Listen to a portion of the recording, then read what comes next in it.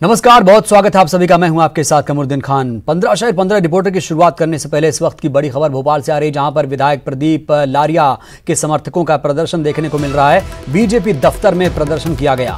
लारिया को मंत्री न बनाए जाने से नाराज लग रहे हैं जो इनके समर्थक हैं। सागर के नरियावली से विधायक हैं प्रदीप लारिया। प्रदीप लारिया विधायक हैं और आपको बता दें इनके समर्थन में इनके जो समर्थक हैं उन्होंने किस तरीके से बीजेपी दफ्तर में प्रदर्शन किया, ये तस्वीरें आपको दिखा रहे हैं। और मंत्री नहीं बनाए जाने से अब जो समर्थक हैं उनका असंतोष खुलकर सामने आ रहा है। लारिया को मंत्री ना बनाए जाने से नाराज समर्थक ने किस तरीके से बीजेपी दफ्तर में प्रदर्शन किया, आपको तस्वीरें दिखा रहे हैं। सागर के नरियावली से विधायक हैं प्रदीप लारिया और अब उनके समर्थकों का जो गुस्सा है, जो असंतोष है, वो खुलकर अब सामने आ गया है। हर कोई इस उम्मीद में था कि प्रदीप लारिया को मंत्री कम से कम बनाया जाएगा, लेकिन ऐसा नहीं हुआ। इसीलिए जो उनके समर्थक हैं वो नाराज दिख रहे हैं। ज्यादा जानकारी के साथ हमारे सहयोगी इस वक्त शरद श्रीवास्तव जुड़ चुके हैं भोपाल से। शरद, अब बीजेपी दफ्तर में प्रदीप लारिया के समर्थकों ने प्रदर्शन किया है, क्या जताना चाह रहे हैं समर्थक? देखिए, केवल एक जगह नहीं बल्कि कई जगहों से ऐसी तस्वीरें सामने आई हैं। आज रमेश चंदोला के समर्थक हो, यशपाल सिसोदिया के समर्थक हो, प्रदीप लारिया के समर्थक हो, जिन्हें मंत्रिमंडल में जगह नहीं मिली है, वो नेता खुद तो नहीं बोल रहे, लेकिन हाँ इतना जरूर है कि उनके जो समर्थक हैं, जो उनके चाहने वाले हैं, वो उनके मंत्रिमंडल में शामिल न होने से नाराज है। और ये वजह है कि उनकी नाराजगियां कभी इस तरीके से नारेबाजी के तौर पे सामने आती है, कभी सड़क पर प्रदर्शन करते हुए सामने आ रही है। और इसी कड़ी में प्रदीप लारिया के समर्थकों ने अपने कार्यालय में एक तरीके से धरना देकर नारेबाजी की है और इस बात पर अपनी नाराजगी जाहिर की है कि उनके जो चहेते नेता हैं उनको मंत्रिमंडल में आखिरकार जगह क्यों नहीं दी गई। जी शरद, क्या ये उनका प्रदर्शन क्षणिक रहेगा या बात सिर्फ प्रदर्शन तक जाकर खत्म हो जाएगी, या कोई नई राह चुन सकते हैं? देखिए, ये तो भविष्य की बात है। कौन क्या कैसे तय करेगा, इस बारे में अभी किसी तरीके की टिप्पणी करना शायद जल्दबाजी होगा, लेकिन हाँ इतना जरूर है। चलिए, शुक्रिया शरद आपका। इस वक्त ले चलेंगे सीधे क्योंकि प्रधानमंत्री नरेंद्र मोदी वहां पर जवानों की हौसला अफजाई कर रहे हैं। आपके साहस शौर्य हमारी पूरी नई पीढ़ी को प्रेरणा दे रही है और इसलिए आपका ये पराक्रम, आपका ये शौर्य और आपने जो रक्त बहाया है वो हमारी युवा पीढ़ी को, हमारे देशवासियों को आने वाले 90 अरसे तक प्रेरणा देता रहेगा। और आज जो विश्व की स्थिति है, वहां जब ये मैसेज जाता है कि भारत के वीर जवान ये पराक्रम दिखाते हैं, ऐसी शक्तियों के सामने दिखाते हैं, तब तो दुनिया भी जानने को बड़ा इच्छुक रहती है कि नौजवान है कौन, उनकी ट्रेनिंग क्या है, उनका त्याग कितना ऊंचा है, इनका कमिटमेंट कितना बढ़िया है। आज पूरा विश्व आपके पराक्रम का एनालिसिस कर रहा है। मैं आज सिर्फ और सिर्फ आपको प्रणाम करने आया हूं, आपको छू करके, आपको देख करके एक ऊर्जा लेकर के जाऊंगा, एक प्रेरणा लेकर के जा रहा हूं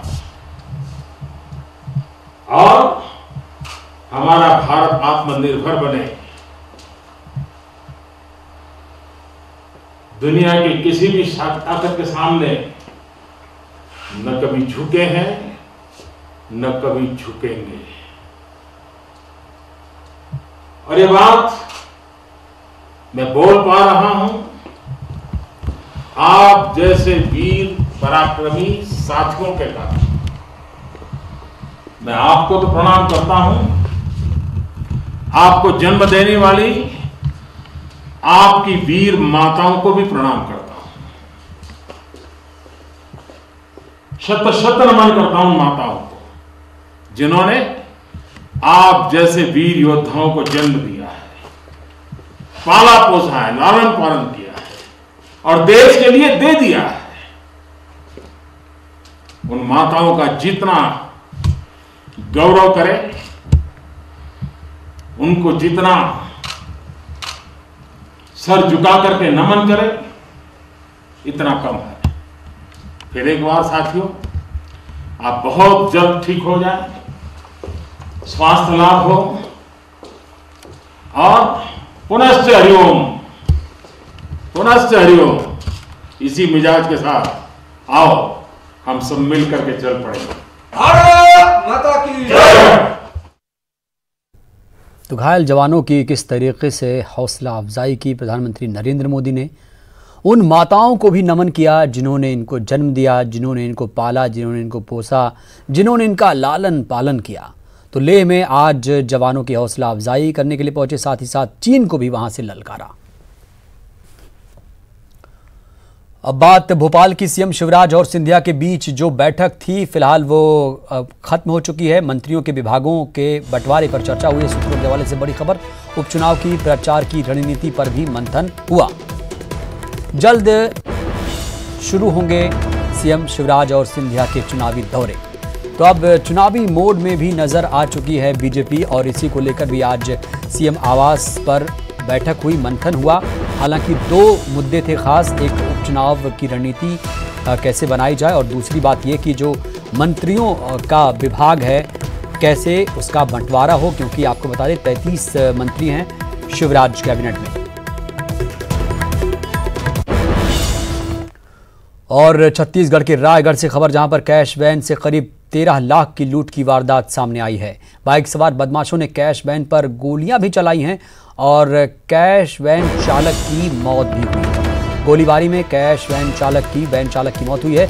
एक जो गार्ड था वो गंभीर हालत में है। किरोड़ी मल आजाद चौक के पास की ये घटना, लेकिन इस घटना में एक बड़ा मोड़ ये कि जो आप तस्वीरें देख रहे हैं, जो बाइक सवार 2 बदमाश हैं वो इस सीसीटीवी कैमरे में कैद हुए हैं।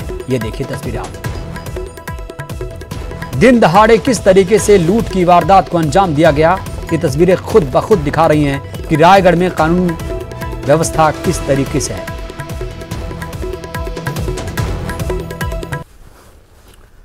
और 15 शहर 15 रिपोर्टर की शुरुआत करते हैं। देश में शिवराज सरकार के 100 दिन पूरे होने पर बीजेपी में वर्चुअल रैली का आयोजन किया गया। इस वर्चुअल रैली में मुख्यमंत्री शिवराज सिंह चौहान, राज्यसभा सांसद ज्योतिरादित्य सिंधिया और केंद्रीय मंत्री प्रहलाद पटेल समेत तमाम बड़े नेता शामिल हुए। वर्चुअल रैली को संबोधित करते हुए ज्योतिरादित्य सिंधिया ने कमलनाथ सरकार पर जमकर निशाना साधा। उन्होंने कहा कि कई चील उनके साइड में बैठे हुए हैं जो उन्हें नोचना चाहते हैं, लेकिन उन्होंने पहले भी कहा था कि टाइगर अभी जिंदा है और वो आज भी ये कह रहे हैं कि टाइगर अभी जिंदा है। कांग्रेस में रहते हुए आपातकाल को लेकर ज्योतिरादित्य सिंधिया का कहना ये था कि जब वो कांग्रेस में थे तब भी इसका विरोध करते थे और आज भी वो इसका विरोध कर रहे हैं। इस रैली को एक तरीके से उपचुनाव की तैयारी के लिहाज से भी अहम माना जा रहा है। मुख्यमंत्री शिवराज सिंह चौहान ने कहा भी कि अब चुनावी रण को तेज करने का वक्त आ गया है। शिवराज मंत्रिमंडल में शामिल मंत्रियों की संपत्ति करोड़ों में है। कई मंत्री करोड़पति तो कई मंत्री लखपति हैं। मंत्री भूपेंद्र सिंह, मोहन यादव और कुंवर विजय शाह की संपत्ति करोड़ों में है। आज शिवराज मंत्रिमंडल में शामिल मंत्रियों के शैक्षणिक योग्यता, दर्ज आपराधिक मामलों समेत संपत्ति को लेकर एडीआर ने रिपोर्ट जारी की है। रिपोर्ट के मुताबिक मंत्रिमंडल में शामिल मंत्रियों की संपत्ति करोड़ों में बताई गई है। खुरई से विधायक भूपेंद्र सिंह, उज्जैन से मोहन यादव और तीसरे नंबर पर कुंवर विजय शाह हैं, जिनकी संपत्ति करोड़ों में है। इसके अलावा शैक्षणिक योग्यता में 7 मंत्रियों की शैक्षणिक योग्यता 5वीं और 12वीं तक है, जबकि 25 मंत्रियों की शैक्षणिक योग्यता ग्रेजुएट और उससे ज्यादा है।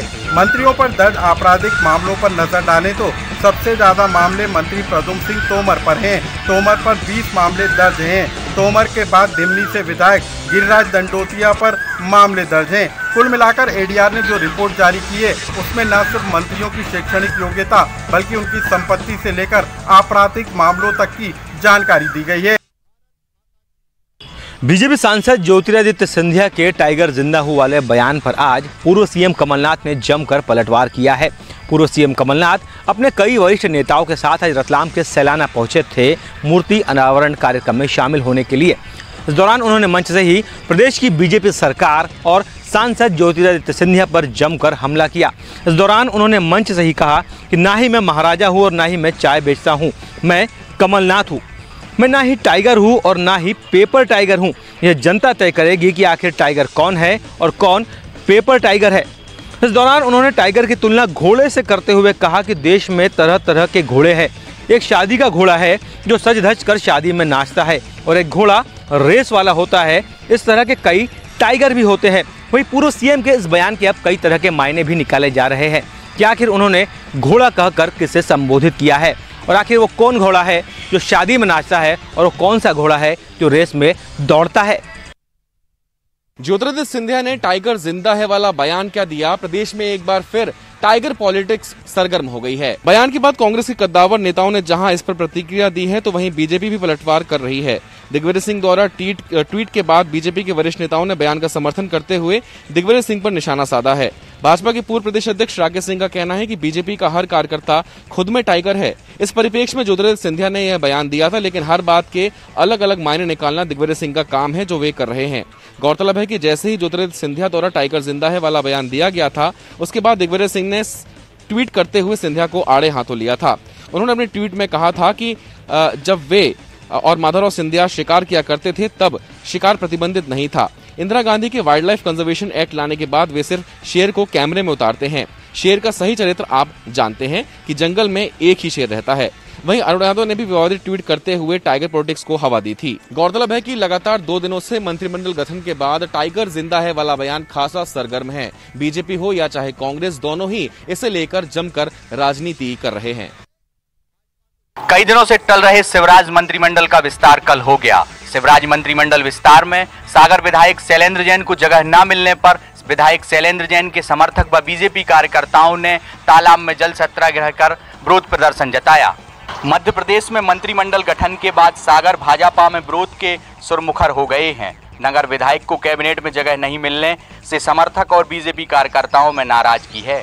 समर्थकों ने सागर झील में उतरकर जल सत्याग्रह कर विरोध जताया। कार्यकर्ताओं ने नारेबाजी की और विधायक शैलेंद्र जैन को मंत्री बनाए जाने की मांग की है। भाजपा कार्यकर्ताओं का कहना है कि जब तक शैलेंद्र जैन को मंत्री नहीं बनाया जाएगा तब तक सड़क पर उतरकर विरोध प्रदर्शन जताएंगे। सागर विधानसभा से शैलेंद्र जैन 3 बार से विधायक हैं। सागर से पिछले 35 साल में एक भी मंत्री नहीं बना है। शिवराज कैबिनेट में पहले सिंधिया समर्थक गोविंद सिंह को जगह मिली थी, तो अब गोपाल भार्गव और भूपेंद्र सिंह को शामिल किया गया है। मध्य प्रदेश में 10वीं बोर्ड का रिजल्ट कल यानी शनिवार को दोपहर 12 बजे घोषित होगा। इस बारे में आधिकारिक सूचना दे दी गई है। इस साल 10 लाख विद्यार्थी परीक्षा में शामिल हुए हैं। छात्रों को 2 विषयों में जनरल प्रमोशन दिया गया है। जो छात्र टॉपर आए हैं उनको बुलाया नहीं जाएगा। मध्य प्रदेश माध्यमिक शिक्षा मंडल के कक्षा 10वीं के रिजल्ट का बेसब्री से इंतजार हो रहा है। मध्य प्रदेश के मुख्यमंत्री शिवराज सिंह चौहान कह चुके हैं कि एमपी बोर्ड 10वीं की मेरिट लिस्ट बनाते समय केवल उन परीक्षाओं को आधार बनाया जाए जो मार्च 2020 के महीने में कोरोना महामारी और लॉकडाउन लगने के पहले पूरी कर ली गई थी। बता दें आपको कि एमपी बोर्ड की 10वीं में जितनी परीक्षाएं मार्च के महीने में आयोजित हो गई थी, उन्हीं के आधार पर रिजल्ट तैयार किया जा रहा है और मेरिट लिस्ट भी उसी आधार पर तैयार की जाएगी। मध्य प्रदेश में हर साल 10वीं और 12वीं का रिजल्ट 15 मई को घोषणा करने की परंपरा रही है, लेकिन इस साल कोरोना वायरस की वजह से ये परंपरा टूटने जा रही है। 15 रिपोर्टर में वक्त हो चला एक छोटे से ब्रेक का, और चलिए 15 शहर 15 रिपोर्टर के सफर को फिर से आगे बढ़ाते हैं। लंबे इंतजार के बाद में निगम मंडलों की सूची तैयार कर दी गई है और उसको लेकर मुख्यमंत्री भूपेश बघेल ने तमाम मंत्रियों के साथ बैठक भी ली थी। लेकिन इस सूची के साथ ही ये भी बात सामने आ रही है कि संसदीय सचिव भी बनाए जा रहे हैं और इसको लेकर भारतीय जनता पार्टी ने एक तरह से कांग्रेस के खिलाफ मोर्चा खोल दिया है। बीजेपी का कहना है कि जब उनकी सरकार थी तब कांग्रेस ने लगातार इसका विरोध किया था और वो इस बात को लेकर कहते थे कि ये मनमानी कर रही है बीजेपी सरकार। और वहीं अगर हम बात करें तो आज फिर ऐसी क्या मजबूरी है कि कांग्रेस संसदीय सचिव बनाना चाहती है। जाहिर तौर पर हालांकि कांग्रेस का कहना है कि बीजेपी निराधार आरोप लगा रही है, कांग्रेस के जो संचार विभाग प्रमुख है शैलेश नितिन त्रिवेदी, उनका कहना है कि अभी तो ये तय ही नहीं हुआ है कि संसदीय सचिव बनेंगे या नहीं। उनका कहना है कि और अगर संसदीय सचिव बनेंगे भी तो क्या ये लाभ का पद होगा या नहीं होगा, इसको लेकर आने तो दीजिए। जब तक ये चीजें सामने नहीं आ जाती, बीजेपी का जो विरोध प्रदर्शन है वो निरर्थक है। जाहिर तौर पर आने वाले समय में ये पूरा मसला और भी ज्यादा इसको लेकर राजनीति होगी और सियासत गरमाएगी। देखना ये होगा कि क्या कांग्रेस वाकई संसदीय सचिव बनाती है, और अगर बनाती है तो क्या उसे लाभ के पद से दूर रखती है। और जाहिर तौर पर अगर ऐसा होता है तो कहीं न कहीं भारतीय जनता पार्टी को एक बड़ा मुद्दा मिल जाएगा। कमर्शियल माइनिंग सहित 5 सूत्री मांगों को लेकर श्रमिक संगठनों की कोल इंडिया की 72 घंटे की हड़ताल का दूसरा दिन जारी है। सभी खदानों में श्रमिक संगठन प्रदर्शन कर रहे हैं। जिले की SCCL की चारों खदानों से 80% कोयला उत्पादन पूरा होता है। वहीं हड़ताल को लेकर कोल सचिव और कोयला मंत्री से वार्ता विफल होने के बाद 2 जुलाई से 4 जुलाई तक 3 दिवसीय 72 घंटे की हड़ताल का असर कोयला उत्पादन और डिस्पैच पर साफ दिखाई दे रहा है। आने वाले समय में कोयला उत्पादन और डिस्पैच नहीं होने से पावर प्लांटों पर भी इसका असर दिखेगा। खदानों की सुरक्षा को लेकर बड़ी संख्या में पुलिस बल तैनात किए गए हैं। शहर कोरोना हॉटस्पॉट है और लगातार जो मरीजों की संख्या है वो बढ़ती जा रही है और अभी तक ज़िले में 300 से अधिक कोरोना पॉजिटिव मरीज मिल चुके हैं। सबसे ज़्यादा शहर के लखोली से कोरोना पॉजिटिव मरीज मिले हैं और इसके बाद कलेक्टर ने एक आदेश जारी कर शहर के मार्केट को बंद कराया था और आज फिर एक नया आदेश आया है, जिसके बाद सुबह 7 से दोपहर 4 बजे तक दुकानें खुली रहेंगी। और मेरे पीछे देख सकते हैं कि सारी दुकानें खुली हैं और लोग मार्केटिंग करने निकल गए हैं। दूसरा पहलू मैं आपको बताना चाहूँगा कि लोगों के मन में अभी भी कोरोना का जो दहशत है वो बरकरार है। हमारे शहर में और ज़िले के जो मरीज हैं उनका उपचार राजनांदगांव के शासकीय मेडिकल कॉलेज अस्पताल पेंड्री में चल रहा है। वहीं जिला प्रशासन और स्वास्थ्य विभाग मुस्तैद है और वो नज़र बनाए हुए है कि किस तरीके से इस जो कोरोना का जो संक्रमण है उसे रोका जाए, उसके चैन को तोड़ा जाए।